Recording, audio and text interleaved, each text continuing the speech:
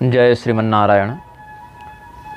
हमारा पूर्वकालिक वक्तव्य, खंडनात्मक वक्तव्य जो आदम हव्वा के प्रकरण में था, उस संदर्भ में हमने बहुत कुछ विषय को स्पष्ट किया था और स्वामी विद्याभास्कर जी को ही हमने सर्वप्रथम उस वीडियो की लिंक भेजी थी, क्योंकि मैं जिस भी विषय पर जिस भी व्यक्ति के संदर्भ में बात करता हूँ, अगर सीधा परिचय है, सीधे संपर्क का माध्यम उपलब्ध है, तो हम सबसे पहले उन्हीं को वो भेजते हैं। जैसे हमने रामभद्राचार्य के विरुद्ध भी जब दोनों पुस्तकों का लेखन किया, उत्तरकांड प्रसंग एवं संन्यासाधिकार विमर्श, और उसका दूसरा भाग जो पुनः रामभद्राचार्य के ही प्रतिखंडन में था, मूर्ख हृदय न चेत, तो इन दोनों पुस्तकों को हमने सबसे पहले तुलसीपीठ चित्रकूट ही भेजा था।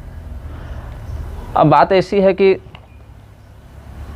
पूर्व काल में हमारे खंडनात्मक वक्तव्यों के कारण पिछला यूट्यूब चैनल जो ASV धर्मराज के नाम से प्रसिद्ध था, ASV का अर्थ था आर्यावर्त सनातन वाहिनी, वो बहुत पुराना चैनल था, लगभग 10 वर्षों से वो चल रहा था और अधिक तो नहीं, लेकिन 12,000 लोग उससे जुड़े हुए थे।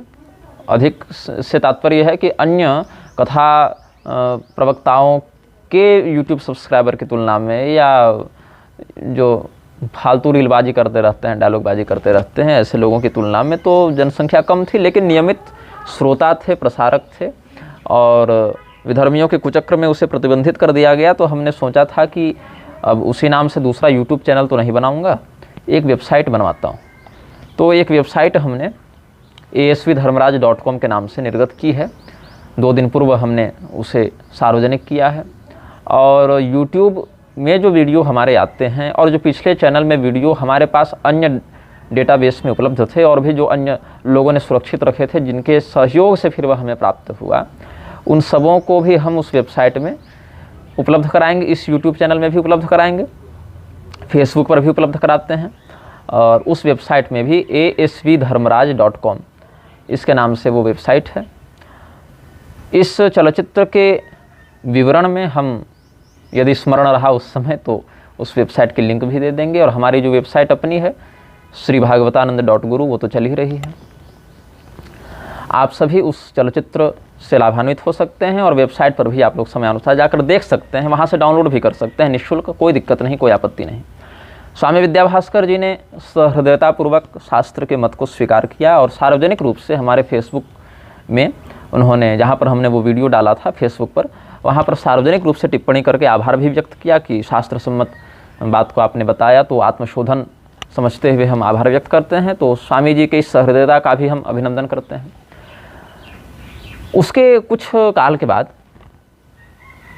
मतलब 2-4 घंटे बीते होंगे, कि हमारे पास स्वामी राघवाचार्य जी के गुरु भाई का, वो भी अच्छे विद्वान हैं, समाज में विद्वत गोष्ठियों में उनकी प्रतिष्ठा है, शास्त्र का अच्छा अध्ययन करते हैं, तो उन्होंने एक चलचित्र भेजा जिसमें स्वामी राघवाचार्य जी ने रावण के चरित्र में जो अच्छाइयाँ थी उनको केंद्र में रखकर कुछ व्याख्यान किया था हनुमान नाटकम के आधार पर। तो हमने पहले तो नहीं सुना था, वो वीडियो नहीं देखा था, क्योंकि बहुत से विषय, बहुत से लोग बहुत प्रकार से बोलते रहते हैं और उतना समय नहीं रहता कि प्रत्येक वीडियो को देख सकूं। हर प्रवक्ता के हर कथन को अकेले देखना संभव नहीं होता। तो आप ही जैसे अन्य सहयोगियों के माध्यम से सहस्राक्ष सहस्रपात बनकर दिख जाता है विषय।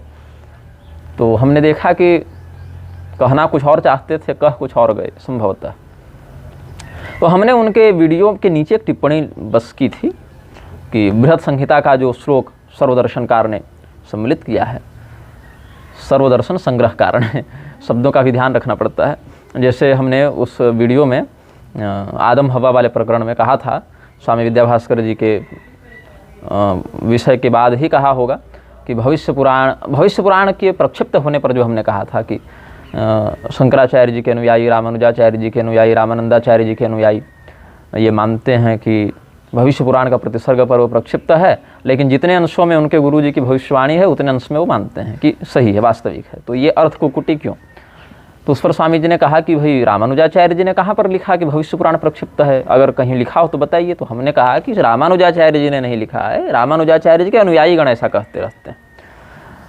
अन्य अन्य आचार्यों के भी कहते रहते हैं। तो स्वामी जी ने कहा कि हम लोग भी तो अनुयायी ही हैं स्वामी रामानुजाचार्य जी के, और हम लोग तो मानते हैं भविष्य पुराण को समग्रता से, तो इसमें आपका कथन यह उचित नहीं हमें लगा। तो हमने कहा हाँ, ये वाक प्रवाह में निकल गया। हमें यह कहना था कि रामानुजाचार्य जी के कुछ कथित अनुयायी या दंभ से जिनका विवेक आवृत्त हो गया है, ऐसे अनुयायी, इस प्रकार की शब्दावली हमें प्रयुक्त करनी थी, लेकिन वाक प्रवाह में वो निकल गया।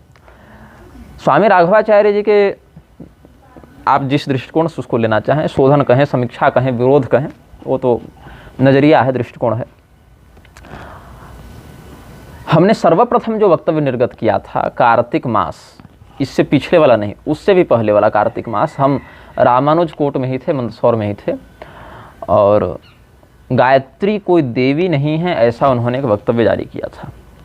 गायत्री परिवार के विरुद्ध बोल रहे थे, गायत्री परिवार के पाखंड के विरुद्ध बोल रहे थे, लेकिन वो एनजीओ का विरोध करते करते वो गायत्री देवी ही कोई नहीं है ऐसा कह बैठे। और फिर हमने लगभग 40 मिनट का एक वक्तव्य उनके समीक्षा में या विरोध में आप जो शब्दावली देना चाहें हमने निकाला था। फिर हम वृंदावन में थे और राघवाचार्य जी की कथा थी गाजियाबाद में, तो वहाँ से वो वृंदावन आए, उनको पता चला हम भी वृंदावन में हैं, तो फिर उन्होंने ही मुझे पहले संदेश भेजा। हमने देखा कि मैं तो नंबर पहचानता नहीं था क्योंकि नंबर नहीं था। फिर पुंडरीकाक्षाचार्य वेदांती जी ने कहा कि स्वामी राघवाचार्य जी आज आपसे बात करेंगे, ज़रा फ़ोन ऑन रखिएगा। तो हमने देखा अरे ये तो लग रहा है उन्हीं का नंबर है, क्योंकि फ़ोटो इत्यादि से हमने पता किया फिर कि ये जो प्रोफाइल पिक्चर है और ये जो है वो किनका है, तो पता चला स्वामी जी का है। तो फिर पुंडरीकाक्षाचार्य जी के ही यहाँ हम लोग दोनों पहली बार मिले। ये सब के चित्र भी सोशल मीडिया में सार्वजनिक थे ही। और अभी जो विषय हम निर्गत करने जा रहे हैं, तो हमने केवल एक टिप्पणी की थी कि कैसे सर्वविध प्रकार से शास्त्रीय अर्थ का अनुसंधान करना चाहिए, इस पर हमने कहा था। तो इस पर जब हमने अपना चिंतन व्यक्त किया तो उनके चेले भड़क गए, जैसा कि स्वामी विद्याभास्कर जी के चेले भी भड़क गए थे। कहने लगे कि हमारे गुरु जी ने जो कह दिया वो अंतिम सत्य हो गया, वही प्रमाण है। गुरु एक ने तो यह भी लिखा कि गुरु जी का कथन, तो गुरु जी तो शास्त्र से भी बड़े हैं। गुरु जी इसीलिए नहीं हैं कि वो जन्म लेते ही चतुर्दिशं सिंह गतिर्विलोक्य वाणिम च भव्यार्थ करिमुवाच, तो जन्म लेते कोई व्यक्ति उद्घोष नहीं कर दे रहा है ना कि मैं जो कह दूं वही शास्त्र हो जाता है। शास्त्र के वाक्य को विधिपूर्वक पढ़कर, समझकर, आचरण करके, प्रसारण करने के गौरव के कारण कोई व्यक्ति आचार्यत्व को प्राप्त करता है। और अगर उस कृत्य में विखंडन उत्पन्न होता दिखे तो वहाँ शास्त्र प्रमाण को ही हम प्रधानता देते हैं, न कि स्वेच्छापूर्ण व्युत्पत्ति व्याख्या को। तो इस स्थिति में जिन लोगों के चरित्र को समाज आदर्श के रूप में देखता है, जिन लोगों के कथन को लाखों लोग शास्त्रीय प्रमाण के रूप में आप्तवाक्यवत ग्रहण करते हैं, ऐसे लोगों का, खलनायकों का महिमा मंडन करना हमारी दृष्टि में अनुचित लगा, देव मूर्तियों का हेलन अनुचित लगा। तो हमने अपनी टिप्पणी व्यक्त की और फिर कुछ विवाद इत्यादि हुआ। तो फिर उन्हीं के कोई अब शिष्य हैं कि समर्थक हैं क्या पता नहीं, उन्होंने कहा कि स्वामी राघवाचार्य जी के विषय में कि वो तुम्हारे विरुद्ध वीडियो बनाएंगे तब तुमको ज्ञान होगा। तो हमने कहा कि मैं किसके विरुद्ध या समर्थन में वीडियो बना रहा हूँ, इसको बोलने के लिए मैं अपनी ओर से अधिकृत हूँ कि मैं क्या कर रहा हूँ ये मैं बोल रहा हूँ। लेकिन स्वामी राघवाचार्य जी वीडियो बनाएंगे कि विरोध करेंगे, कि माथा काटेंगे, कि फूल माला पहनाएंगे, ये बात कहने के लिए वो स्वयं अधिकृत हैं, या उनके द्वारा अगर किसी व्यक्ति को अधिकृत किया गया होगा तो वो है। तो क्या आपको उन्होंने अधिकृत किया है ये उद्घोष करने के लिए कि वो मेरे विरुद्ध वीडियो बना रहे हैं? और अगर नहीं किया है तो फिर आप पहले उन्हीं से सुलझ लीजिए, हमसे बाद में लड़ने आइएगा। अस्तु, फिर एक दूसरा प्रकरण हमारे संज्ञान में आया। प्रोफेसर हरिनारायण तिवारी, जगत गुरु परमहंसाचार्य जो बनाने चले थे, जगत गुरु 1,08,000 जगत गुरु बनाएंगे ये लोग, तब भारत विश्व गुरु बनेगा, ऐसा चिंतन भी इनके गिरोह में चल रहा है। अब तो मैं गिरोह ही कहूँगा इन लोगों को, क्योंकि काम वैसा ही चल रहा है। ये कहने लगे कि ईसाइयों के विरोध में दयानंद सरस्वती, वो आर्य समाज वाले नहीं, अभी जिनको जगत गुरु परमहंसाचार्य बना रहे थे वो बड़े तत्परता से खड़े हुए, इसीलिए उनको जगत गुरु परमहंसाचार्य हम बना रहे हैं। और क्योंकि वर्तमान के शंकराचार्य गण सही से काम नहीं कर रहे हैं, प्रमादी हो गए हैं, विलासी हो गए हैं। समस्या क्या होती है ना, प्रोफेसर बन जाने का ये सब दुष्परिणाम होता है। बहुत डिग्री हो जाए, बहुत पुस्तकों के लेखक संपादक के रूप में प्रतिष्ठा हो जाए, तो व्यक्ति अल के बल बोलने लग जाता है। कोई स्त्री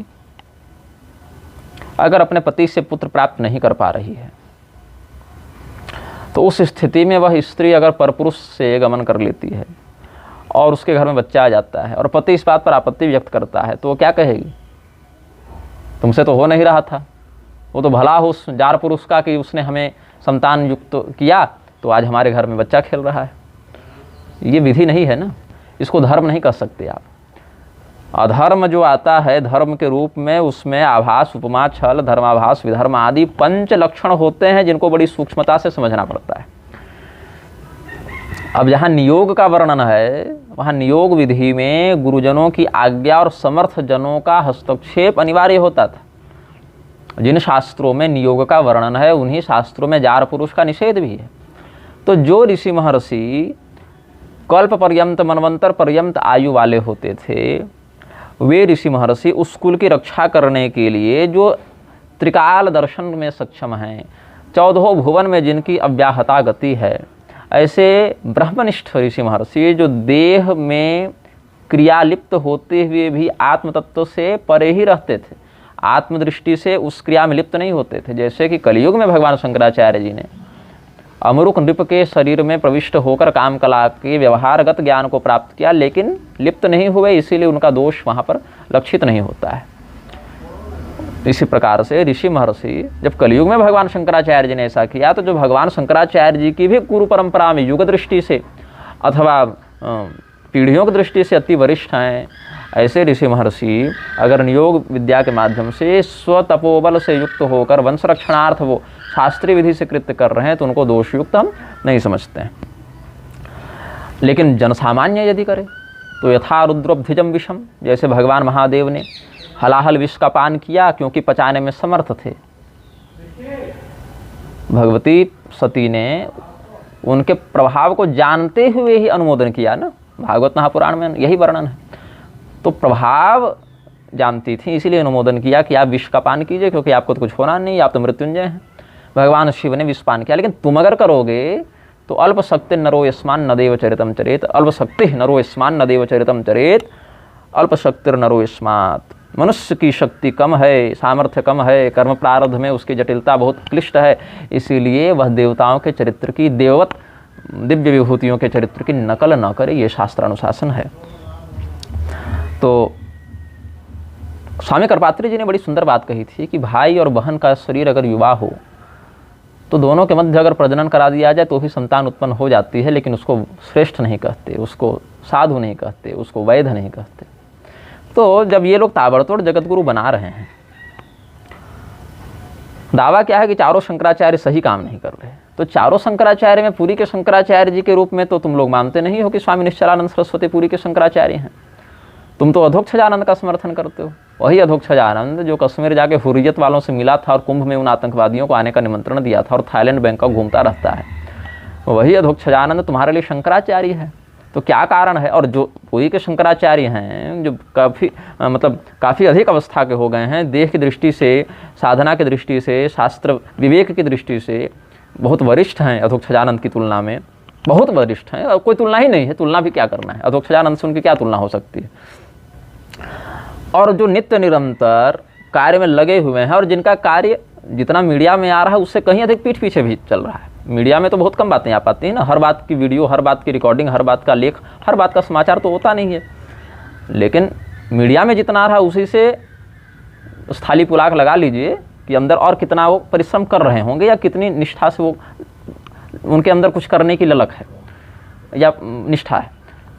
तो जो कर रहा है उसको आप मानते नहीं, जो नहीं कर रहा है उसको आप शंकराचार्य मानते हैं। और उसके बाद आरोप ये कि चारों शंकराचार्य कुछ नहीं कर रहे, तो जिसको तुम जगतगुरु मानते हो वो तो कर ही नहीं रहा पहले से, तो दूसरा वाला कैसे करेगा तुम्हारा?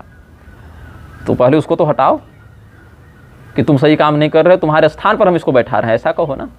लेकिन यहाँ क्या है, ऐसा कर सकते थे कि पुरी के शंकराचार्य अधोक्षजानंद, जिसको तुम मान्यता देते हो, ऐसे कह के कि पुरी के शंकराचार्य अधोक्षजानंद सही काम नहीं कर रहे, इसीलिए अधोक्षजानंद को हम शंकराचार्य के पद से निलंबित करते हैं और उसके जगह पर इसको बैठाते हैं। ऐसा कुछ कहते हैं ना, लेकिन नहीं, तुमने तो काल्पनिक पीठ बनाना प्रारंभ कर दिया, काल्पनिक जगतगुरु बनाने प्रारंभ कर दिए। ऊपर से उनके समर्थकों का दावा है कि तुम मुझे कहते हैं कि तुम प्रोफेसर हरिनारायण तिवारी के सामने 10 मिनट नहीं टिक सकते। बात ऐसी है बंधु, विष्ठा के सामने तो मैं 1 मिनट भी नहीं टिक पाता, तो क्या कह दूं कि विष्ठा हरिनारायण तिवारी से ज़्यादा श्रेष्ठ है? कौन किसके सामने टिक रहा है या नहीं टिक रहा है, तो उसके पीछे कारण भी देखो। हो सकता है उनके पास हमसे अधिक डिग्री हो, ज़्यादा व्याकरण, न्याय, स्मृति, मीमांसा पढ़े हों, वाक चातुर्य अधिक हो उनमें, लेकिन यमराज के सामने जब खड़े होंगे तो वहाँ पर धर्म के मापदंडों की मान्यता डिग्री पर और दर्शन शास्त्र के वाक चातुर्य पर निर्भर नहीं करती है। ऐसी बात है, यमराज के सामने कौन कितनी देर टिकेगा, ये बात है। और अगर मैं टिकना भी चाहूँ तो शास्त्र के आधार पर टिकूंगा, कोई लाठी लेकर तो मारेंगे नहीं एक दूसरे को कि मल्ल युद्ध कर दें और प्रधान मल्ल निबर्हण न्याय से जो बड़ा पहलवान है उसको पटक दें तो बाकी मल्ल हमारे अनुगत हो गए, ऐसा तो कहेंगे नहीं। लेकिन जो शास्त्रगत प्रमाण भी हम रखें, तो महर्षि पराशर को अप्रमाण कहने वाले व्यक्ति अन्य को भी अप्रमाण कह सकते हैं। फिर लोगों ने कहा कि महर्षि पराशर को इन्होंने अप्रमाण किस आधार पर कहा, वह भी तो देखो। तुम मनुष्य हो, तुम्हारे पास एक बुखार को समाप्त करने की ढंग से क्षमता नहीं है, एक व्यक्ति पर तुम आरण मोहन वशीकरण ठीक से नहीं कर सकते हो, क्षुद्र कार्य में तुम्हारी गति नहीं है, तुम महर्षि पराशर के अप्रमाण को आधारगत सिद्ध करना चाहते हो। वो महर्षि पराशर जिन्होंने रक्षो यज्ञ प्रारंभ किया तो पूरे संसार के राक्षस मरने लगे, तो पूरी प्रजाति न नष्ट हो जाए इसके लिए उनके पूर्वजों को हस्तक्षेप करना पड़ा, उनको पौराणिकाचार्य होने का वरदान प्राप्त हुआ। वो महर्षि पराशर जो एक चतुर्युगी में वेदव्यास के पद पर बैठ चुके हैं और वर्तमान वेदव्यास के पिता और गुरु दोनों हैं, तो ऐसे महर्षि पराशर के खंडन का तुम आधार भी कैसे ला सकते हो? हाँ, दर्शन शास्त्र की दृष्टि से सांख्य, वैशेषिक, न्याय, इन दर्शनों का मीमांसा ग्रंथों में खंडन मिलता है, लेकिन वो भी आर्ष ऋषियों के द्वारा, आर्ष मत के विद्वानों के द्वारा किया गया है, ऋषियों के द्वारा किया गया है। मतलब गौतम ऋषि ने अपने दर्शन में एक मत लिखा है, तो बादरायण महर्षि ने अपने दर्शन में उस मत का निराकरण किया। दोनों ऋषि ही थे, लेकिन यहाँ तुम ऋषि नहीं हो ना। कोई व्यक्ति अपने नाम के आगे वेद ऋषि लगा के घूम रहा है, योग ऋषि रामदेव, योग और ऋषि दोनों शब्द को कलंकित कर रहा है। उधर एक राज ऋषि भूपेंद्र मोदी घूम रहा है, सुनने में आया सदानंद सरस्वती द्वारिका वाले ने उनको प्रोत्साहित कर रखा है। एक कुमार स्वामी महाब्रह्मर्षि काशी में ही बना था ना, इन्हीं लोगों के परिचितों के द्वारा बनाया गया था ना। राष्ट्र ऋषि मोहन भागवत को बनाकर घूम रहे हैं लोग, तो दयानंद सरस्वती तो महर्षियों का बाप बना घूम रहा है। तो हंस, परमहंस, उनसे नीचे कुटीचक, बहुदक, जड़भरत जी परमहंस हैं, सुखदेव जी परमहंस हैं, दत्तात्रेय जी परमहंस हैं, निदाघ, ऋभु इत्यादि श्रेणी के ऋषि महर्षि परमहंस हैं। जो सामान्य कुटीचक बहुतक भी नहीं अपने ढंग से रह पा रहा है, ऐसा व्यक्ति तुम्हारी दृष्टि में परमहंस बन गया। अब लगाने को उपाधि देखी जाए तो गोविंदानंद सरस्वती जैसे संदिग्ध वाक, संदिग्ध कर्मा व्यक्ति भी अपने नाम के आगे परमहंस परिव्राजकाचार्य लगाकर घूम रहे हैं। शोभनीय नहीं है, अपितु दंडनीय है। एक अयोध्या में कौन है जो बार बार समाधि ले लूँगा, मर जाऊँगा, आग में कूद जाऊँगा, पानी में कूद जाऊँगा, ये कर दूँगा, वो कर दूँगा? वो जगद्गुरु परमहंसाचार्य अपना नाम ही रख लिया है। अब उसके नाम के आगे जब भी कोई लगाता है तो जगद्गुरु परमहंसाचार्य ही लगाता है। जैसे कोई अपने नाम के आगे रख ले, कोई अपने नाम के आगे भारत सम्राट लगा ले, प्रधानमंत्री लगा ले, देवराज लगा ले, कोई अपना नाम ही देवराज इंद्र रख ले, तो क्या हो सकता है? वो अधिकृत नहीं हो जाएगा ना, भले वो अपने आप को करे। तो ये होना ये था, हुआ ऐसा, और होना क्या चाहिए, इन पर चिंतन हो। क्या होना चाहिए, क्या हो रहा है, क्या हो सकता है। हर वस्तु, हर कार्य जो हो सकता है, आवश्यक नहीं कि वो होना चाहिए, और हर विषय जो होना चाहिए, आवश्यक नहीं कि वो हो रहा है। इसको समझिएगा। क्या हो सकता है, संभावना क्या है? संभावना तो ये भी है कि भाई बहन से बच्चा हो जाए, लेकिन वो होना नहीं चाहिए। तो जो होना चाहिए, क्या वो हो रहा है? फिर इस पर चिंतन। जैसे अपने कुल देवता की पूजा हिंदू से हो नहीं रही, अपने पितरों का समयानुसार श्राद्ध तर्पण आदि नहीं हो रहा, अतिथि सेवा, गौ सेवा, देव द्विज गुरु प्राग्ञ पूजनम शौच मार्जवम हो नहीं रहा है, देवालयों की मर्यादा नष्ट हो रही है, शास्त्रीय ग्रंथों की जो शास्त्रीय मर्यादा है वो नष्ट हो रही है, और अपने घर में भाई बंधु से बन नहीं रहा। लेकिन सरकार ने अपने गुलामों को एक टारगेट दे दिया, तो मैं भी मोदी का परिवार, मैं भी मोदी का परिवार करने के लिए सब आ गए। मोदी सरकार ने टारगेट दे दिया कि सुनो रे बाबू राव, कल साहब इतने बजे ताली थाली लेके आ जाना, सब थाली बजाएंगे। तो सारे गुलाम बोले जी मेरे आका, थाली पीटने लग गए। जबकि क्या बजना चाहिए इसका भी निर्णय शास्त्रों ने किया। शंख, ढोल, पणव, कांस्य, ये सब बजना चाहिए। कुछ भी पीट देने से घर में दरिद्रता और अलक्ष्मी का भी वास होता है। खैर, फिर कह दिया कि ऐसा है, अपने अपने घर से एक एक मुट्ठी मिट्टी चाहिए हमको। पूरा का पूरा सर्कस बना रखा है ना, देश एक सर्कस बन गया है। मदारी जैसा जैसा कहता है वैसा वैसा तमाशा चल रहा है। तो मिट्टी उठाने लग गए लोग, और फिर मैं भी चौकीदार, तो सब चौकीदार बन गए। अब सब मोदी का परिवार बन गए। तो शास्त्र ने जो करने कहा वो तो तुम कर नहीं रहे, और मनमौजी करते चल रहे हो। तो अब क्रिया को करोगे और क्रिया का परित्याग करोगे तो विशुद्ध कर्म फल, शास्त्र का जो पुण्य फल है वो कहाँ से प्राप्त होगा। अब जैसे ताबड़तोड़ अयोग्य लोगों को जगतगुरु की उपाधि से सुशोभित करते गए लोग, स्वामी विद्याभास्कर जी ने भी अयोग्य व्यक्तियों को जगतगुरु बनाया है, मुझे कहने में कोई संकोच नहीं। स्वामी राघवाचार्य जी ने भी बनाया है। लक्ष्मी जीयर प्रपन्न स्वामी तो लक्ष्मी प्रपन्न जीयर तो लगे ही हुए हैं, मतलब कि उनका अवतार ही हुआ है लगता है धरती पर इसी काम से। अवतार शब्द मैं व्यंग्यात्मक कह रहा हूँ, इसको अभिधा में मत लें, क्योंकि आजकल तो अवतार से नीचे कोई हो नहीं रहा ना। उधर ठाकुर जी ने कह दिया कि बागेश्वर धाम वाले धीरेन्द्र शास्त्री तो हनुमान जी के अवतार हैं। कल तक हनुमान जी के भक्त थे, फिर अब हनुमान जी के अवतार बन गए। उधर कृपालु को उसके चेले बताते हैं चैतन्य महाप्रभु के अवतार हैं।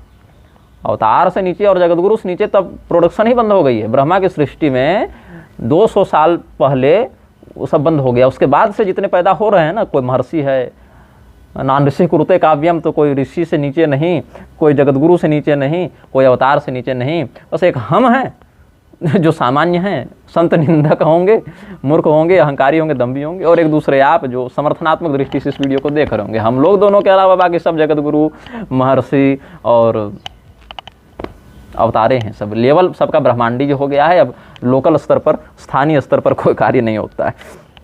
और ऊपर से फैशनबाजी ऐसी बढ़ गई है।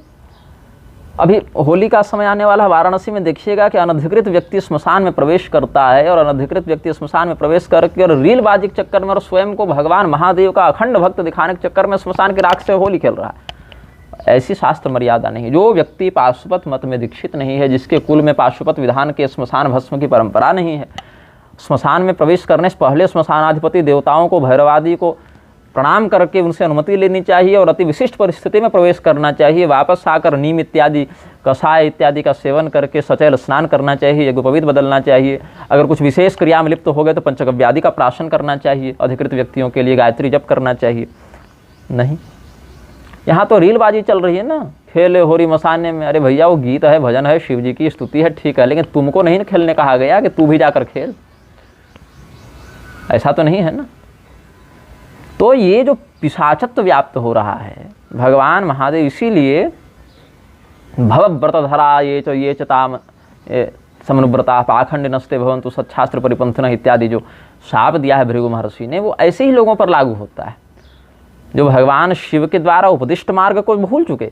कहीं शिव पुराण में या शिव धर्मोत्तर पुराण में या शिव संबंधी आगम उपनिषद आदि में ऐसा वर्णन मिलता हो कि सामान्य गृहस्थ जाके श्मशान की होली से भस्म रमाए, ऐसा तो नहीं है ना। भगवान शिव ने चारों वर्ण की व्यवस्था के लिए, जो आश्रमों की व्यवस्था के लिए जो स्त्री पुरुष आदि की मर्यादा बताई है, मर्यादा से तो तुमको मतलब रहा नहीं। देवता के नाम पर देवता के ही आदेश के अवहेलना करोगे तो देवता के प्रकोप का भागी बनोगे कि देवता की कृपा का भागी बनोगे। तो अब तो इतना हो गया है, अभी मैं देखता हूँ कई बार विज्ञापन चलते हैं यूट्यूब पर, फेसबुक पर, ये यंत्र ले लो और remove all the negative energy from your home, remove all the negativity from your soul, है ना, तो brings peace and prosperity in your life. तो ये सब जो लुभावने शब्द आजकल प्रचलित कर दिए गए हैं, इनसे बहुत नुकसान हो रहा है, बहुत हानि हो रही है। भगवान श्री रामचंद्र जी के मूर्ति से, हनुमान जी के उग्र मूर्तियों से, नृसिंह भगवान के, भैरवनाथ के उग्र मूर्तियों से युक्त वॉलपेपर बनाए जा रहे हैं, डोर कवर बनाए जा रहे हैं कि दरवाजे पर लगा दो, मुख्य दरवाजे पर हनुमान जी गदा लेकर एकदम खड़े हैं तो नकारात्मकता तुम्हारे घर से दूर होगी। देवताओं के उग्र स्वरूप के, उग्र चित्र के पूजन विधान गृहस्थ के लिए अनुकूल नहीं है। यदि आप उसी परंपरा के अधिकृत दीक्षित साधक नहीं हैं तो मत करें। कोई भी कोई पिरामिड लेके आ जा रहा है, कोई यंत्र टांग के घूम रहा है, कोई माला पहन के घूम रहा है ना। तो पेरीडोट की माला पहनोगे तो पैसा आएगा, और ये मातंगी कवच ले लो तो ये वीरभद्र कवच ले लो, तो ये हनुमान यंत्र बना लो, ये नज़र सुरक्षा कवच ले लो, और अयोध्या का राम मंदिर का मॉडल घर में बना लो, अयोध्या के राम मंदिर के वो राम लला की मूर्ति को घर में इस रिप्लिका को ले लो। ये सबसे बहुत दिक्कत है। अब कोई व्यक्ति वेश्यागमन में लिप्त हो गया हो, वेश्यागमन से उसको बचाने के लिए कोई व्यक्ति उसको मदिरालय भेज दे कि ऐसा करो तुम शराब पियो, शराब पीकर चल ही नहीं पाओगे तो वेश्यालय तक कैसे जाओगे। वैसा ही काम ये लोग कर रहे हैं, नकली जगत गुरु बना के। और व्यक्ति ईसाई क्यों बनता है? 3 कारण हो सकते हैं, या तो भय हो, या तो लोभ हो, या तो मूर्खता हो।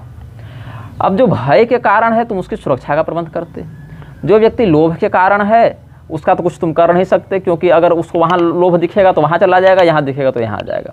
अब परिपक्व मस्तिष्क वाला व्यक्ति धर्म के तत्व को धारण कर ही नहीं सकता, वो तो ऐसे ही वो बिना पेंदी का लोटा है। और जो अज्ञान के कारण जा रहा है तुम उसको शास्त्र का विधिपूर्वक ज्ञान कराते, लेकिन तुमने वो नहीं किया, क्योंकि वहाँ पर चमक नहीं है, वहाँ पर पैसा नहीं है, वहाँ पर टीआरपी नहीं है, तुमने बना दिया जगत गुरु। अब जगत गुरु शब्द लग गया तो बैठ गए गद्दी पर, कह रहे हम तो बहुत ज्ञानी हैं, हम तो मतलब सिरे फिर शंकराचार्य रामानुजाचार्य हैं, और क्या कहना है। उनसे नीचे तो कोई समझता ही है ना स्वयं को। चाहे 2 अक्षर संस्कृत शब्दावली का ज्ञान हो न हो, चाहे 2 अक्षर उसको सदाचरण के मर्यादा का बोध हो न हो, चाहे उसने जीवन में कभी ढंग से नियमित देवाराधन जब पुरस्कार आदि न किया हो, लेकिन जगत गुरु बन गए हैं भैया, तो फिर उसके नीचे तो कोई बात ही नहीं हो सकती। तो हुआ क्या कि नकली जगत गुरु इतने बढ़ गए कि उनके प्रति हिंदुओं की जो भारी भीड़ बढ़ी, उससे शास्त्रानुकूल चलने वाले संस्थान का सामर्थ्य कुछ कम होने लगा। क्या है कि अगर 2-4 संस्थान धर्मानुकूल हैं तो वहाँ पर संपूर्ण हिंदू जनता का श्रद्धा भाव जागृत है, लेकिन अगर 100-150 हो जाए तो फिर हिंदू बट जाता है। और बट जाने के कारण क्या होता है, जब नकलियों से धोखा खाता है तो असली से भी उसकी श्रद्धा हट जाती है। ये दुर्भाग्य का विषय हो जाता है। उस स्थिति में तुम और क्या कर रहे हो, और नकली आचार्यों को खड़ा करते जा रहे हो। तो जो धर्मशास्त्र के उपदेश में अधिकृत नहीं है, जो जिस पद उपाधि का अधिकार नहीं रखता, अगर उसका अनधिकृत प्रयोग करता है तो शास्त्रानुसार वह दंडनीय हो जाता है। आधार की बात होती है कि पराशर महर्षि का खंडन किया तो उसके पीछे आधार है। आधार तो कोई भी किसी बात का दे सकता है। आधार तो रावण यह भी कह सकता है कि सूर्पणखा आई हमारे पास और उसने कहा कि हम राम के पास गए, प्रेम निवेदन किया, तो ये सीता को देखा तो सोचे तुम्हारे लिए ले आएँ, और नहीं ला पाए, हमको अपमानित किया गया, हमको अंग भंग कर दिया गया, तो अपनी बहन के अपमान का बदला लेने के लिए हमने सीता हरण किया। लेकिन ये कोई आधार नहीं है ना। आधार तो दुर्योधन भी दे सकता है कि हमारे पिताजी धृतराष्ट्र योग्य उत्तराधिकारी थे राज्य के, उनके साथ अन्याय हुआ इसीलिए हमने पांडवों को वनवास दे दिया। वो ये आधार नहीं हुआ ना। आधार तो कंस दे सकता है कि तुम्हारी मृत्यु देवकी के पुत्र के माध्यम से होगी, ऐसी भविष्यवाणी हमने सुनी, तो देवकी के पुत्रों को मारने लगे, क्योंकि प्राण की रक्षा करना तो हर जीव का कर्तव्य है। इसी आधार से हमने बच्चे मार दिए। ये आधार नहीं हुआ। तो अगर चाहते हो कि तुम अधर्म से लड़ो, तो अधर्म से लड़ने के लिए अधर्म को नहीं खड़ा किया जाता, अधर्म से लड़ने के लिए धर्म को खड़ा किया जाता है। और धर्म छल से, दंभ से, आभास को कमाए इत्यादि से नहीं चलता है। वह विशुद्ध शास्त्र मर्यादा का असंदिग्ध त्यागात्मक मतलब भोग त्यागात्मक प्रयोग करने से ही संभव होता है। लेकिन पद, प्रतिष्ठा, धन इत्यादि के द्वारा जिनके विवेक को आवृत्त कर दिया गया है, ऐसे दुर्बुद्धिजन इन मर्यादाओं को समझ नहीं सकते, और इसीलिए विभ्रम फैलाने के लिए अधर्म को ही धर्म सिद्ध करने में तुले रहते हैं। अधर्मं धर्म मितिया मन्यते तमसावृता सर्वार्थान विपरीतांश्च बुद्धि सापार्थ तामसी। ऐसी बात समझनी चाहिए। अब देश को मूर्ख बनाने का जो कुचक्र किया जा रहा है वो इतना विभत्स हो गया है, इतना घृणित हो गया है, इतना लज्जास्पद हो गया है कि अब तो सरकार चाह ही रही है कि व्यक्ति हमारा गुलाम बन जाए। यहाँ तो हिंदुओं की वो स्थिति हो गई है कि भगवान श्री रामचंद्र जी के चरित्र पर अंगुली उठाने पर संदेह नहीं करते, भगवान को भगवान मानने में इनको संकोच होने लगा है।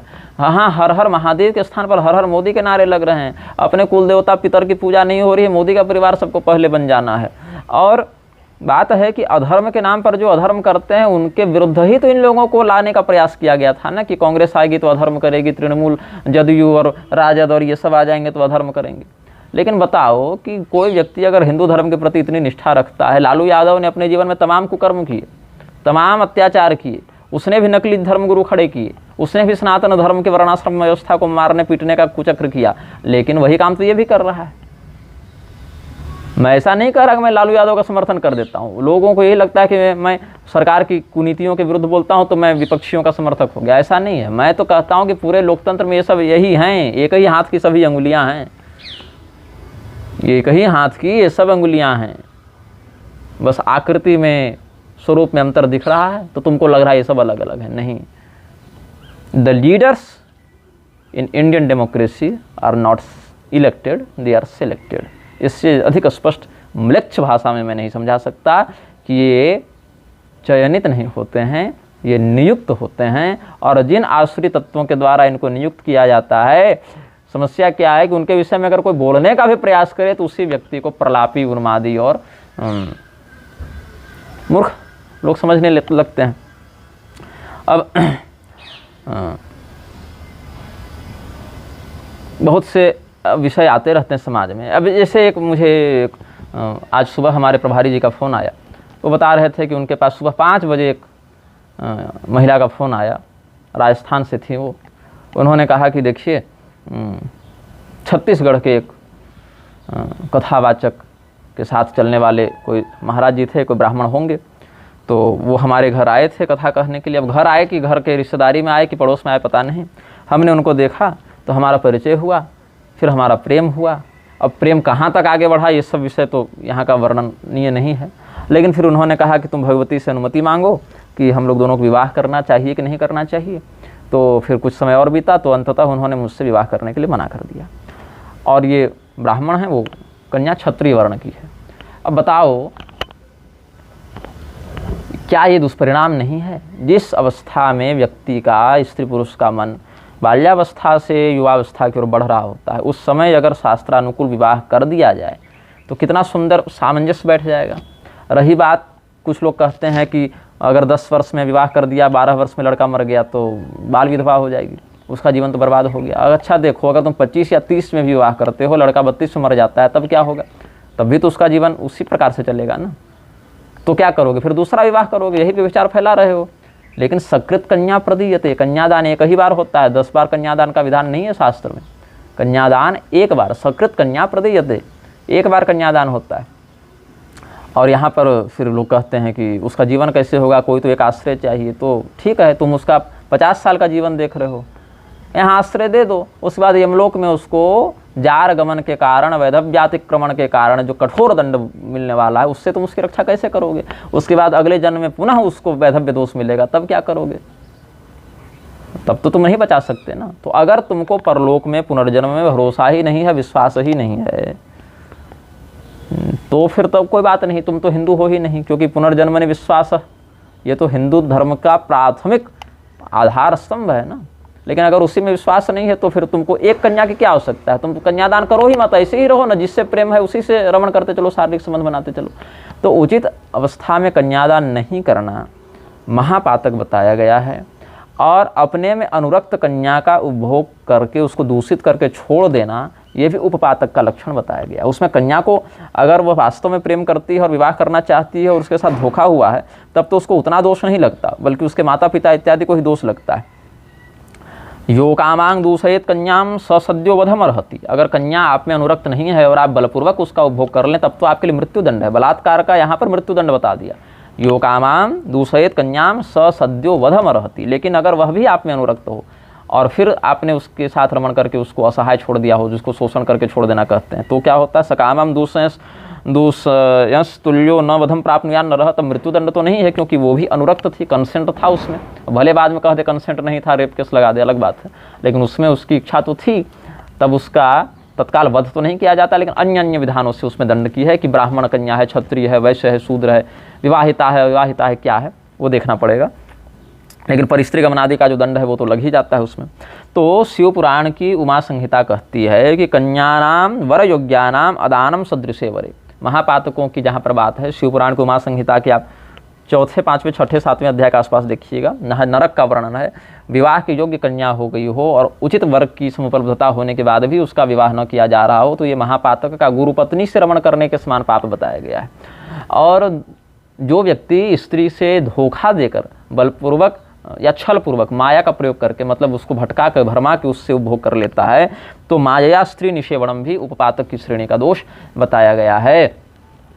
अब इसमें जैसे अनिरुद्ध जी का विवाह हुआ था देवी उषा से, तो उषा देवी जो हैं अनिरुद्ध की पत्नी, वो बाणासुर की पुत्री हैं। उन्होंने जब देवी पार्वती और भगवान महादेव का गृहस्थ धर्म देखा, दाम्पत्य सुख देखा, तो उन्होंने यह चिंतन किया कि हमारे भी ऐसे ही प्रेम करने वाले योग्य पति हों। तो भगवती पार्वती ने उषा को वरदान दिया कि ठीक है, अमुक काल में अमुक तिथि की रात्रि को जो पुरुष तुमसे स्वप्न में मिलेगा और तुमसे प्रेम करेगा वही तुम्हारा पति होगा, तुम उसी का चयन करना।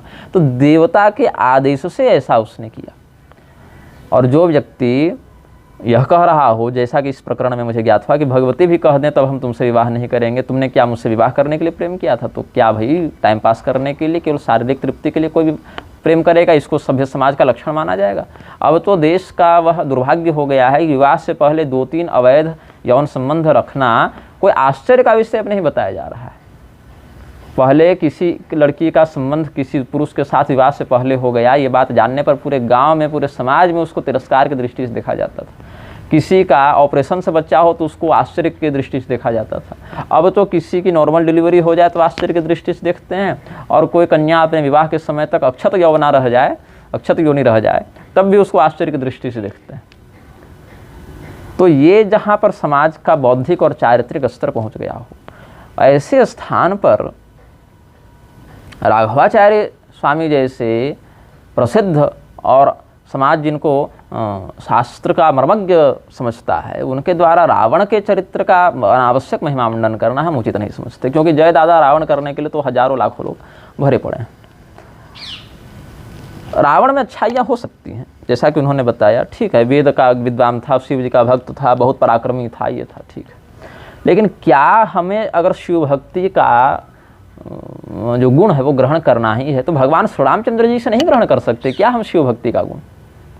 भगवान श्री रामचंद्र जी से, भगवान श्री कृष्ण से, महर्षि दधीची से, मार्कंडेय महर्षि से, उपमन्यु महर्षि से क्या हम शिव भक्ति नहीं ग्रहण कर सकते कि वहीं से रावण से ही ग्रहण करने की आवश्यकता है? ऐसे तो यह भी कह सकते हैं कि शिशुपाल कितना निर्भय था। निर्भयता का गुण तो शिशुपाल से देखो कि कितना वह गुणी था कि भगवान को सामने खड़ा करके गाली देता रहा और लोग उसको मारने के लिए तैयार हुए तो तलवार खींच लिया लेकिन पीछे नहीं हटा। ये कोई गुण नहीं हुआ ना। आपको अगर दूध पीने के लिए दे दिया जाए लेकिन शौचालय के पात्र में दे दिया जाए, जिससे व्यक्ति गुदा प्रक्षालन करता हो उससे दे दिया जाए, तो दुग्ध कुंडली तो मैं नहीं देखता, नहीं ज्योतिष शास्त्र का अध्ययन किया है हमने, लेकिन वो मैं करता नहीं हूँ। अध्ययन तो बहुत से विषयों का किया, लेकिन उसके लिए हमारे ब्रजेश पाठक ज्योतिषाचार्य जी हैं, उनका हम इस वक्तव्य के बाद संपर्क दे देंगे आपको, हमारे ही दल के विद्वान हैं। तो अगर अपवित्र पात्र में दुग्ध जैसा पवित्र गव्य भी अगर प्रदान किया जाए तो उस स्थिति में व्यक्ति ग्रहण नहीं करेगा, उसको त्याज्य ही समझेगा। ऐसे ही रावण जैसे दुष्चरित्रवान व्यक्ति के द्वारा अगर हमें सद्गुण ग्रहण करना पड़े तो यह समझना पड़ेगा कि संसार में फिर सद्गुणों का अभाव हो गया। भगवान श्री रामचंद्र जी ने भी रावण के वध के बाद रावण के जाने पर शोक ही व्यक्त किया है कि व्यक्ति तो तगड़ा था, लेकिन उस भाव को हम यहाँ पर सदाचार के रूप में प्रस्तुत नहीं कर सकते, क्योंकि रामो विग्रहवान धर्म ही कहा, रावणों विग्रहवान धर्म तो नहीं कहा किसी आचार्य ने, किसी ऋषि ने। तो भगवान श्री रामचंद्र जी के चरित्र से भी वो अच्छाई हम ग्रहण कर सकते हैं। श्रुति सेतु पालक राम तुम, जहाँ पर ये आदर्श है वहाँ पर वेद का विद्वान रावण था, इसीलिए हमें भी वेद का विद्वान बनना चाहिए। आदर्श लेने की क्या बात है, जबकि ते ही बहुविधि त्रासई देश निकासई जो कह वेद पुराना। तो इसीलिए जो भी अच्छाई है उसको शुद्ध स्रोत से अगर ग्रहण किया जाए तो क्या उत्तम बात नहीं होगी। अगर हमें वेद का ज्ञान, भगवान शिव के प्रति अनन्य भक्ति, ये सब अगर ग्रहण ही करना है, तो अगर हमें ये दिखाना है कि हमारे आगे दिक्पाल भी झुकते हैं, हमारे यहाँ ऋषि महर्षि भी हमसे नीचे रहते हैं, सप्तर्षिगण भी, तो ध्रुव जी का चरित्र लो ना भाई। ध्रुव जी जब ध्रुव पद को जा रहे थे तो उनके नीचे ही सप्तर्षिगण उनकी परिक्रमा करते हैं। अगर ये दिखाना है तो ध्रुव जी के चरित्र से हम दिक्पाल विजय क्यों नहीं दिखा सकते कि समस्त दिक्पालों ने उनको प्रणाम किया। तो दिक्पालों के ऊपर अपना प्रभाव दिखाना हो तो ध्रुव जी से देख लें, भगवान शिव के प्रति अनन्य भक्ति दिखानी हो तो मार्कंडेय जी से, नंदीश्वर से देख लें, भगवान वेद का अद्भुत ज्ञाता है वह व्यक्ति, अगर यही दिखाना है तो महर्षि अथर्वा से, भीष्म पितामह इत्यादि से आप शास्त्र का आदर्श क्यों नहीं ग्रहण कर सकते। तो रावण के प्रति जो वचन कहे गए हैं, मैं इस विषय में थोड़ा सा वो पोस्ट ही निकाल लूँ। ब्रह्मन्नध्ययनस्य नैष समयस्तुष्णिम बहिस्थीयताम वाले श्लोक का भाव व्यक्त किया जा रहा है कि ब्रह्मा ये वेद पढ़ने का समय नहीं है। रावण की सभा में प्रतिहार ने तो घोषणा की है कि ब्रह्मा ये वेद पढ़ने का समय नहीं, मौन होकर बाहर बैठो। अरे बृहस्पति तुम मूर्ख हो, मूढ़मती हो, इंद्र की सभा समझ रखा है क्या, इसे थोड़ा कम बोलो ऐसे करके। अरे नारद स्तोत्रों को धर दो, अरे तुम बुरुद ये कथा की बातों को यहाँ पर अभी मत सुनाओ, क्योंकि हमारे महाराज का हृदय जो है वो सीता के विरह में व्याकुल है। ये भाव यही श्लोक का। तो ये वचन क्या हम आर्ष प्रमाण के रूप में रावण के चरित्र और वैभव के प्रकाशन में कह सकते हैं, ये समझना चाहिए। ये कथन किसका है? ये कथन है प्रतिहार का, जो रावण का अनुचर है।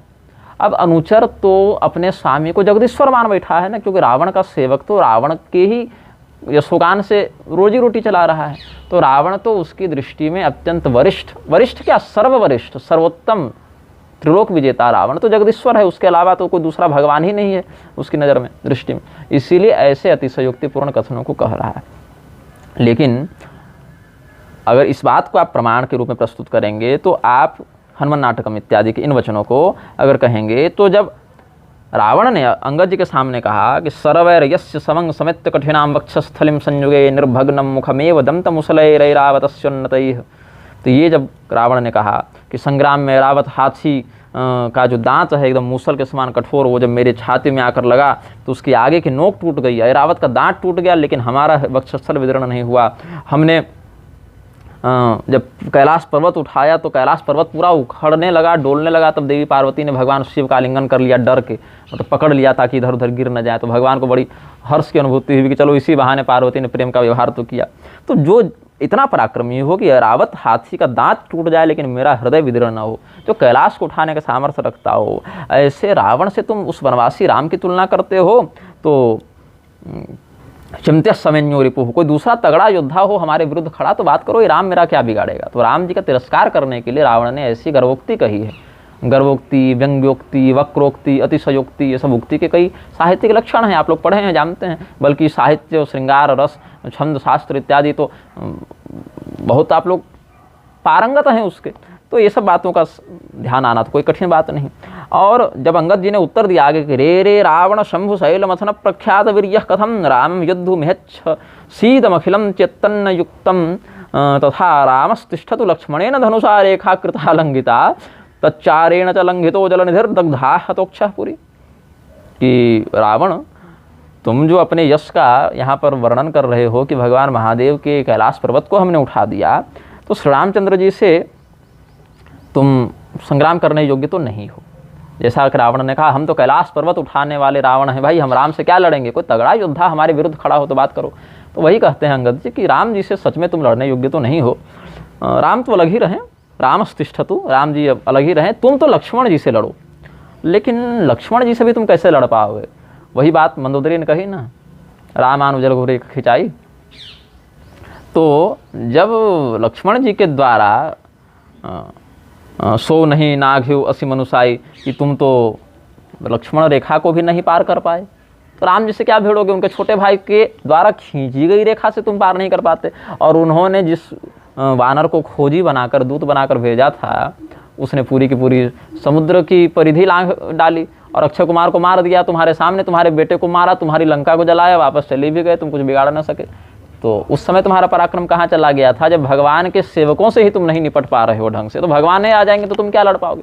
इस कथन को क्या प्रमाण के रूप में स्वीकार नहीं करेंगे? जबकि इस कथन को प्रमाण के रूप में स्वीकार किया भी जा सकता है, क्योंकि ऐसा हुआ है।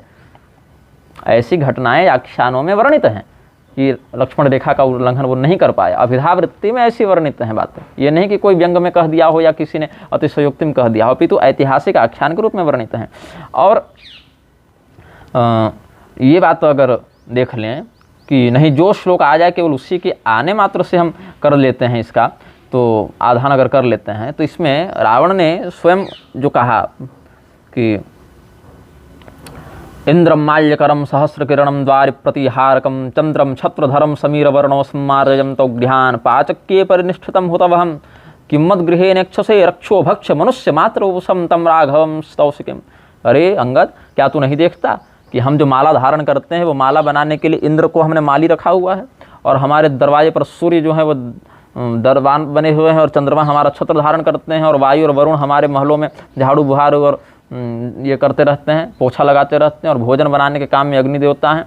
और दैत्यों का तो आहार ही है मनुष्य, मनुष्यों का भक्षण करना, नरमांस को खा जाना राक्षसों का आहार है, दैत्यों का आहार है। तो उस मनुष्य राम की बड़ाई तू कैसे करता है मेरे सामने? तब अंगद जी हंसकर कहते हैं कि रे रे रावण दीन कुमते रामोपि किम मानुष। क्या राम जी को तुम मनुष्य समझता है? अरे दीनहीन मूर्ख रावण, क्या तू राम जी को सामान्य मनुष्य समझता है? क्या गंगा जी केवल नदी है? क्या ऐरावत केवल हाथी है? क्या उच्चश्रवा एक सामान्य घोड़ा है? क्या रंभा एक सामान्य स्त्री है? क्या कामदेव एक सामान्य धनुष धारण करने वाला है? अरे जिनके प्रताप को, जिनके पराक्रम को पूरा त्रिलोक ही सराहना करता है, उनके पराक्रम के आगे हाथ जोड़ता है, ऐसे हनुमान जी क्या सामान्य वानर हैं?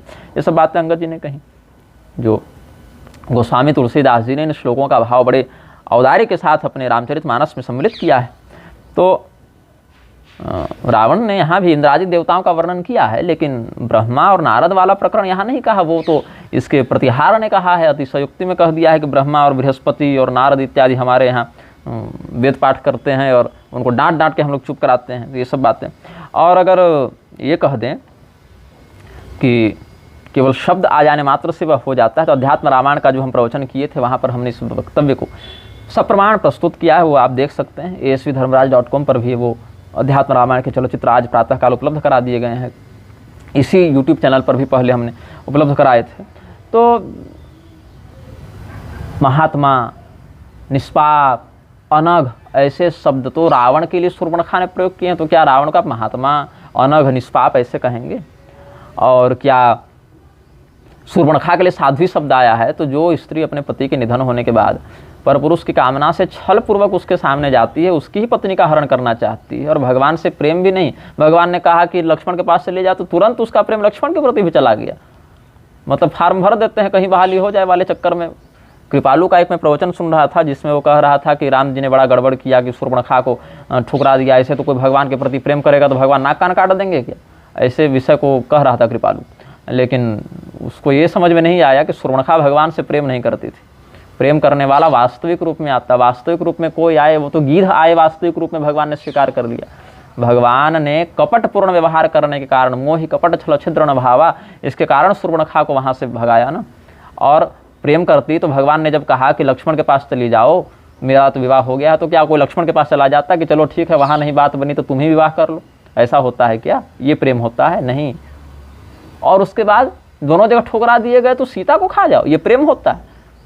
तो कृपालु ने यह कह दिया कि भगवान ने बड़ी गड़बड़ कर दी, ये लीला है, लीला है, लीला में ये सब चलता है। भगवान के प्रति कोई समर्पण कर दे तो क्या भगवान नाक कान काट देंगे? अब कोई मूर्ख होगा तो ये कह सकता है कि ये घटना है प्रक्षिप्त है, क्योंकि शूर्पणखा प्रेम करती थी और भगवान ने नाक कान काट दिया। तो या तो ये घटना प्रक्षिप्त होगी, या फिर भगवान नहीं, कोई निर्दयी व्यक्ति होगा जिसकी शरण में जाओ, जिससे प्रेम करो, कहो कि मैं तुमसे प्रेम करता हूँ, तो दंडित करता है। तो कहने की बात अलग होती है, उसके आगे पीछे के प्रसंगों को देखना पड़ता है।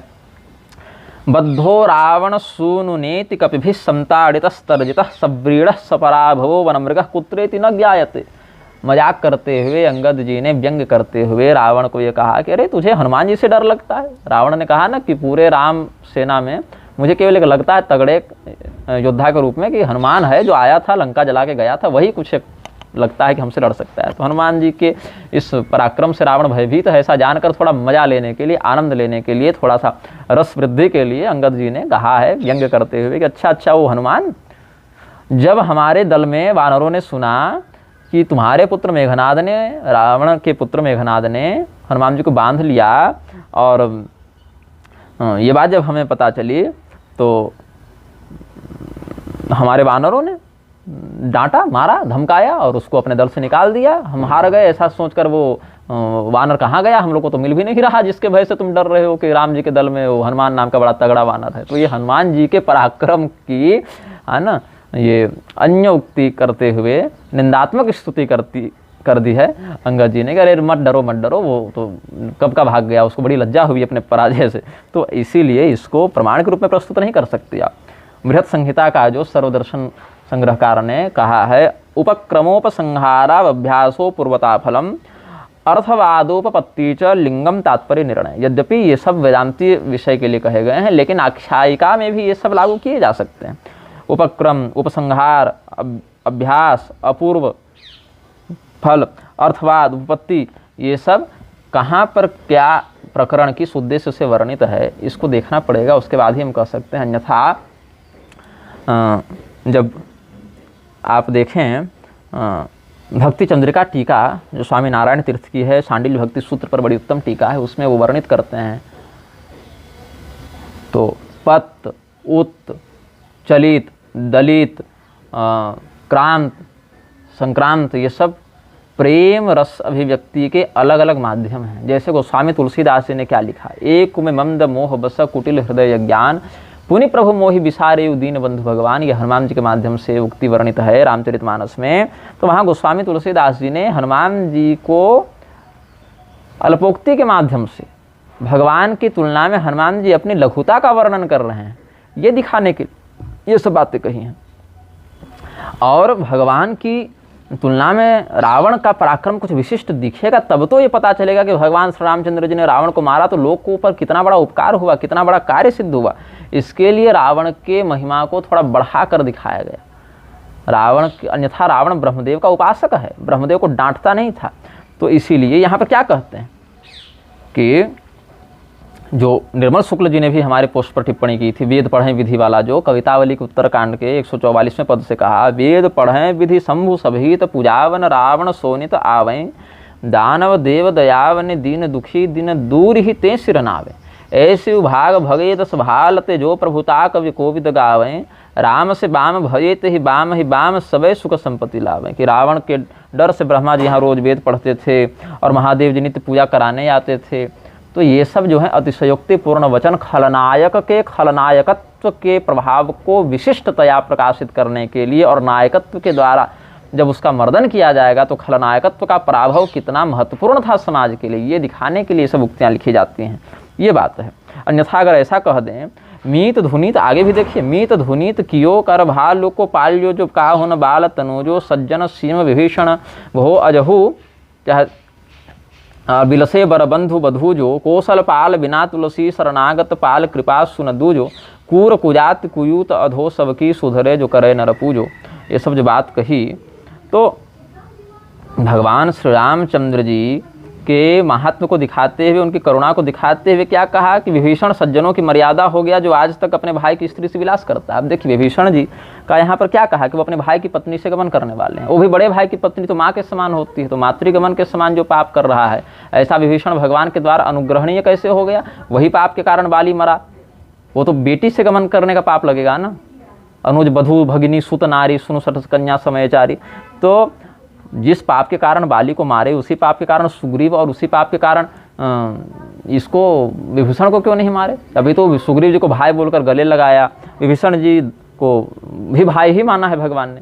इसका कारण ये है, विभीषण जी राक्षस कुल में है, सुग्रीव जी किमपुरुष कुल में है।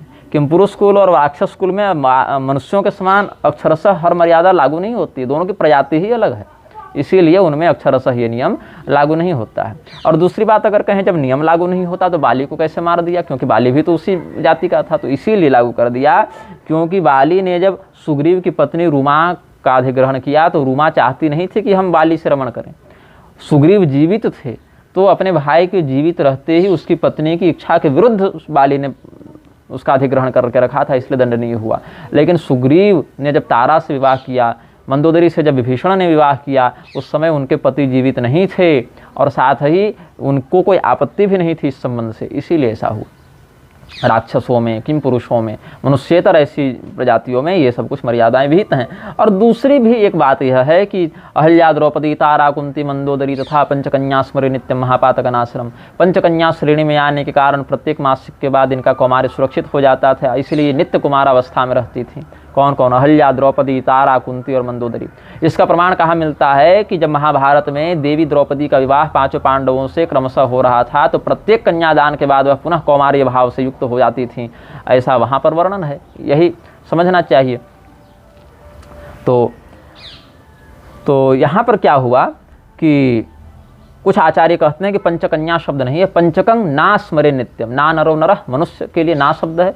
तो इन पांचों का, तो वहाँ पर अहल्या, द्रौपदी, तारा के स्थान पर सीता कहते हैं। अहल्या, द्रौपदी, सीता, कुंती, मंदोदरी तथा पंचकन ना स्मरे नित्यम महापातक नाशनम। दोनों बातें हम समर्थन में करते हैं, ऐसा नहीं कि कोई विरोध है, लेकिन यह भी एक कारण है। लेकिन यहाँ पर गोस्वामी तुलसीदास जी के इस वचन से हम यह नहीं कह सकते कि विभीषण जो है अपनी भाई की पत्नी श्रवण करने के बाद भी सज्जन बना रहा। उसके पीछे सट तात्पर्य निर्णयात्मक विधान को देखना पड़ेगा कि और आगे क्या क्या बातें हैं ये सब। अन्यथा फिर हनुमान जी को तुम कह दो कि कुटिल हृदय हैं हनुमान जी, तो कुटिल हृदय में भगवान श्री रामचंद्र जी कैसे सीने में बस गए हनुमान जी के? ये देखना पड़ेगा ना कि कुटिल हृदय कहने के बाद भी हनुमान जी कुटिल हृदय हो नहीं जाते हैं, वो तो अत्यंत निर्मल हृदय होते हैं। और अगर ऐसे देखें तो क्या कहेंगे कि गोस्वामी तुलसीदास जी ने ही स्वयं को कितना कुछ का 213वें में, अगर आगे बढ़ते हैं हम इसी प्रकरण में, तो क्या कहते हैं? जोग न विराग जप जाग तप त्याग व्रत तीर्थ न धर्म जानो वेद विधि किमी है, तुलसी सो पोच न भयो है नहीं वय है कहूँ सोचे सब याके अघ कैसे प्रभु क्षमी है। ये क्या कहते हैं कि मुझे न योग आता है, न वैराग्य आता है, न जप, न तप, न त्याग, न व्रत, न मैंने कोई तीर्थ किया है, न धर्म जानता हूँ, न ये जानता हूँ कि वेद की क्या रीति है। तुलसी सा पापी न हुआ है न होगा। इन सब के लिए मैं सोचता हूँ कि इतने पापों को प्रभु कैसे क्षमा करेंगे। ये यहाँ पर अवनति की युक्ति तुलसीदास जी की प्रपत्ति भाव से है कि मत्समः पातकी नास्ति, है ना। ये सब बातें, ये सब प्रपत्ति के शोधनार्थ गोस्वामी जी लिख रहे हैं। यहाँ पर ये नहीं कर सकते कि जब गोस्वामी जी ने स्वयं लिखा कि तुलसी सो पोच न भयो है नहीं हुआ है कहूँ, तो मतलब तुलसीदास जी संसार के इकलौते ब्रांडेड पापी थे, उनसे आगे पीछे कोई बड़ा पापी नहीं होगा, ये नहीं कर सकते ना। इसीलिए साहित्यिक शैली में कहाँ पर क्या है, अब मृगयूर्यो कपिंद्रम विव्यथे लुब्ध धर्मा स्त्रिय मकृत विरूपाम स्त्रीजितः कामयानाम, ये सब बातें जो कही गोपियों ने, ये सब इसी प्रकार की प्रेम के अतिरेक में की गई युक्तियाँ हैं। तो कहीं कहीं खलनायक के द्वारा कितना अत्याचार किया जा रहा था, इसीलिए उसकी क्रूरता के वैशिष्ट को दिखाने के लिए सब उक्तियाँ डाली जाती हैं। कहीं कहीं भक्त कितना प्रपन्न भाव से भगवान की शरण में गया है, इसीलिए उसके अवगुणों को प्रकाशित कर दिया जाता है। जो अवगुण न भी उनको कह दिया जाता है जनसामान्य को समझाने के लिए कि देखो भगवान ने इतने के बाद भी इसको स्वीकार किया, या इतना दुष्ट था, इतना पराक्रमी था, फिर भी भगवान के सामने टिक नहीं सका, अधर्म किया तो उसका विनाश हुआ, सद्यो विलय में क्षति। इस प्रकार से समझाने के लिए साहित्यिक रसों के अभिवृद्धि के लिए सब उक्तियाँ कही जाती हैं। इनको अभिधार्थ में आप ग्रहण नहीं कर सकते। अभिधार्थ में ग्रहण कर देंगे तब तो रुक्मिणी जी को निर्लज्ज सिद्ध करना पड़ेगा फिर आपको, क्योंकि रुक्मिणी जी क्या कहती हैं? श्रुत्वा गुणान भुवन सुंदर शृण्वतां ते निर्विश्य कर्ण विवरैर हरतोंगतापम रूपम दृशाम दृशिमताम अखिलार्थ लाभम त्वय्यच्युता विशति चित्तम अपत्रपम में। तो अपत्रप चित्त हो गया है उनका। यहाँ पर रुक्मिणी जी को निर्लज्ज नहीं कर सकते ना, वो तो भगवान को कह रहे हैं कि प्रभु देखिए कुलवती स्त्रियों का ऐसा किसी को पत्र लिखना शोभनीय नहीं है, तो आप हो सकता है इसको मेरी निर्लज्जता समझे, लेकिन क्या करें, अब आपके गुणों को सुन सुनकर मेरा मन वैसा हो गया है तो हो गया है। सुदामा जी के विषय में क्या कहा? गर्हितयनाधमेन च। इस वहाँ जो महल की स्त्रियाँ थी क्या कहते हैं? इस भिक्षुक ने, इस गर्हित कर्म करने वाले अधम ब्राह्मण ने क्या ऐसा पुण्य किया होगा कि भगवान इनको बलराम जी के समान गले से लगा रहे हैं, साथ में बैठ रहे हैं, खिला रहे हैं, सेवा कर रहे हैं। तो क्यों? तत्प्रभाव अविज्ञाय, उनके प्रभाव को बिना जाने हुए उन्होंने ऐसा कह दिया। तो यहाँ पर उसके वचन को अगर अभिधार्थ में ले लेंगे तो क्या सुदामा जी को आप गर्हित और अधम कह देंगे? नहीं।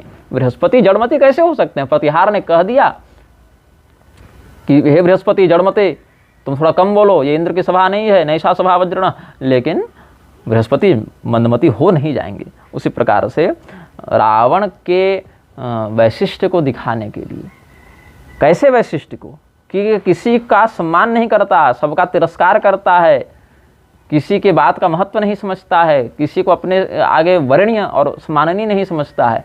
इन बातों को समझाने के लिए ये साहित्यिक रसवर्धन किया गया है।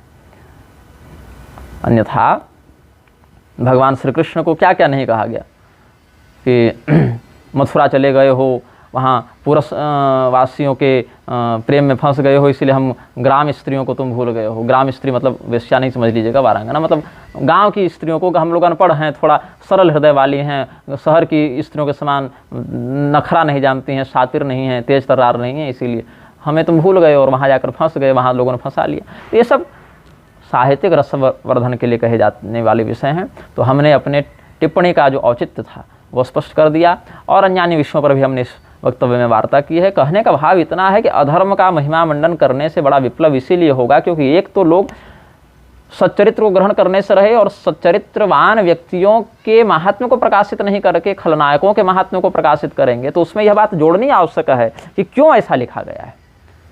अगर उस बात को नहीं जोड़ेंगे, केवल महिमा मंडन करके निकल जाएंगे तो बड़ी गड़बड़ हो जाएगी, क्योंकि जय दादा रावण वाले ऐसे ही भरे पड़े हैं। और भगवान श्री रामचंद्र जी के द्वारा जो चातुर्वर्ण्यम च लोकेस्मिन् स्वे स्वे धर्मे नियोक्ष्यति, ये सब बातें पहले से ही बहुत संकट में हैं। तो इसीलिए लोक शोधनार्थ हमने टिप्पणी की थी, लोगों को पसंद नहीं आया तो हमने वीडियो जारी कर दिया, क्योंकि लोग ज़्यादा ही आपत्ति कर रहे थे, गुरुजी कर रहे थे। तो हमने सोचा कि अपने टिप्पणी के औचित्य का और शास्त्र में साहित्यिक रसवर्धन को किस भाव से प्रस्तुत करना चाहिए, इस पर जो हमारा पक्ष है वह स्पष्ट कर दें। तो हमने अधर्म का महिमा मंडन न हो और अधर्म के माध्यम से किसी चरित्र को ग्रहण करने की आवश्यकता भी वर्णित न हो, क्योंकि वह सब चरित्र साधु पुरुषों के माध्यम से भी हम ग्रहण कर ही सकते हैं। इसीलिए अनादर्श को आदर्श के रूप में प्रस्तुत न किया जाए, अधर्म को धर्म के रूप में प्रस्तुत न किया जाए। इसीलिए स्वामी राघवाचार्य जी के वक्तव्य के समीक्षा में और हरिनारायण तिवारी के वक्तव्य के विरोध में हमने ये वक्तव्य अपना निर्गत किया है। अब बहुत ज़्यादा धूप हो गई है कड़ी, तो मेरा गला भी थोड़ा सूख रहा है, तृष्णा बढ़ रही है। श्रीमन नारायण, हर हर महादेव, नमश्चंडिका जी।